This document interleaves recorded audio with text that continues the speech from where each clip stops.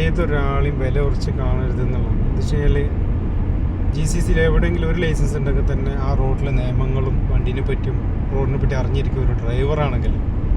മനസ്സിലാക്കുന്നതാണ്. അല്ലാതെ ദുബായ് വലിയ സംഭവമാണ്, അതാണ് ഇതാണ്. ഓക്കെ, റോഡിൽ കുറച്ച് സ്പീഡ് കൂടുതലുള്ള ട്രാക്കുകളുണ്ട്, 140 160 ട്രാക്കുകളൊക്കെ ഉണ്ട്, അത് സമ്മതിച്ചു.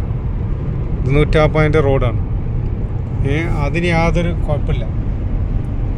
പക്ഷേ ഒരാളെ വില കുറച്ച് കാണാൻ പാടില്ല.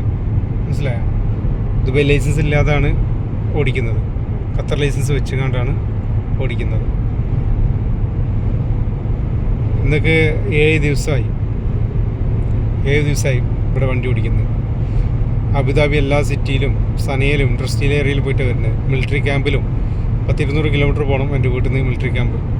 എല്ലായിടത്തും പോകലുണ്ട്. അവിടെ 160 റോഡാണ്, 160 തന്നെ പോകലുണ്ട്. മനസ്സിലായോ? ഇതാ ഇവിടെ 140. ഇത് ലാൻഡ് ക്രൂസറാണ്, പുതിയ മോഡൽ വണ്ടിയാണ്, 140. മനസ്സിലായോ? ഇതാ അബുദാബിയിൽ നിന്ന് ദുബൈക്കുള്ള റോഡാണിത്. ഒരാൾ വില കുറച്ച് കാണാൻ പാടില്ല.